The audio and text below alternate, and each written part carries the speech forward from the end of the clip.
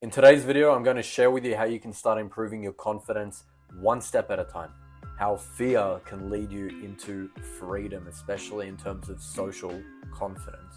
I'm a grown-ass man, but when I first moved to Bali, I was scared shitless. Leaving Sydney, I boarded my flight, not knowing really what to expect in this new foreign land. I bought my ticket spontaneously and prepared myself for adventure. I got to my accommodation pretty late, around midnight, and I was pretty hungry, so after unpacking, I decided to go for a walk and find some food. I found a midnight diner, which was about a 10-minute walk from my hostel, so I made my way. And as I was walking, I came across a large pack of dogs. I stopped in my tracks, frozen, not knowing what to do, deciding what I should do. And after a couple of seconds, they just casually walked into an alleyway. I thought, fair enough, so I kept walking. I soon came to realize that stray dogs are actually quite common here and not something that you usually need to worry about.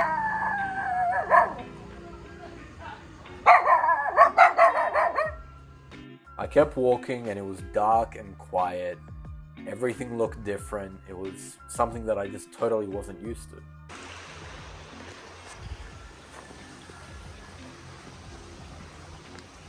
First nights in a new country is always so interesting. I noticed that the senses are you're always on the lookout for different things. The smells, the sounds. My senses were alive. I could smell the tropical air and I could hear distant noises from animals. And the occasional loud rooster would catch me off guard. Being in a foreign country at night by yourself is a really interesting experience. If you've ever done that, you know exactly what I'm talking about. Our mind and body goes into alert mode. But the light at the end of the tunnel was this cozy little diner. They were playing jazz music, my favorite, and I spoke with the owners who warmly welcomed me to Indonesia. Walking back to my room, I felt alive. I'm always hammering the point of stepping out of your comfort zone, so let's talk about some practical ways that you can actually improve your confidence in everyday scenarios. You don't need to travel to improve your confidence. I spent years honing mine with the following methods. Firstly, frequently spending time by myself at a cafe or a nice quiet bar, reading, doing some work. The first reason I do this is because it trains me to feel comfortable and at ease with my own company. And secondly, it's a great atmosphere and environment to meet new people and start conversations. You said this is Bali coffee? Yeah, this is a Bali coffee. Yeah? Special coffee then, huh? Yeah, special coffee. Nice. Thank you very much. Now, in terms of conversations, let me be real with you. Even to this day, as a social dynamics communication coach, I feel nervous sometimes starting conversations with new people.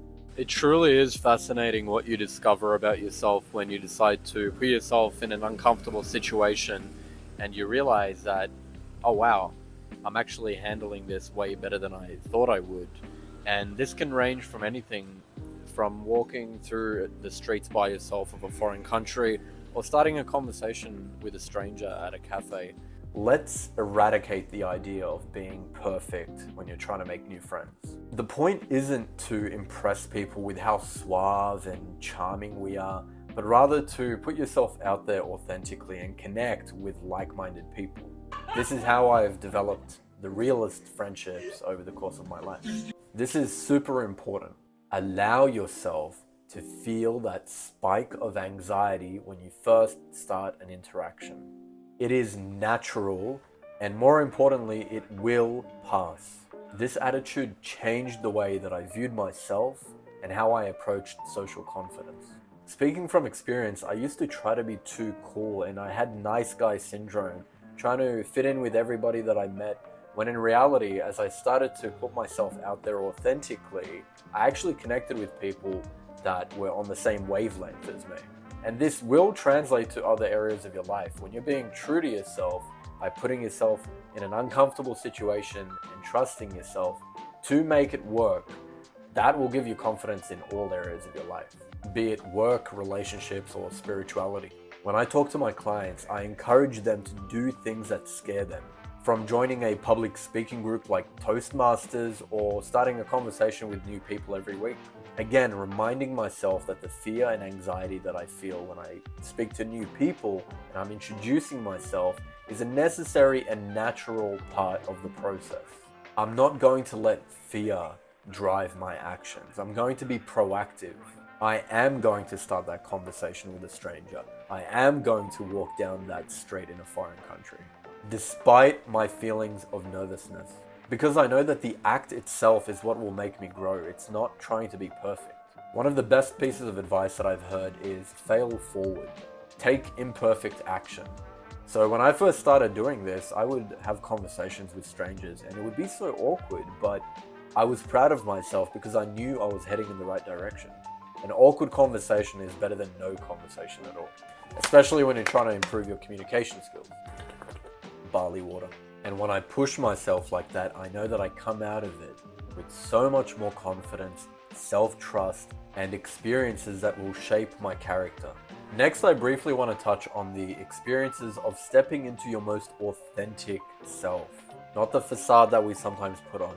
When I follow my heart and do things that make me uncomfortable, I am fueling the fire of character building.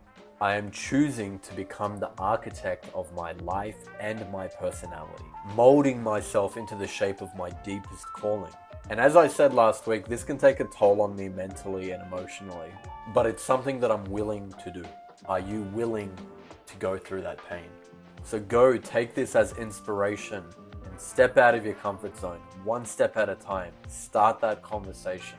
Moving forward, I'll be making more practical videos on communication skills and social dynamics. So if this interests you, be sure to subscribe. Thank you so much for watching. If you enjoyed the video, leave a comment and a thumbs up, and I'll see you guys next week.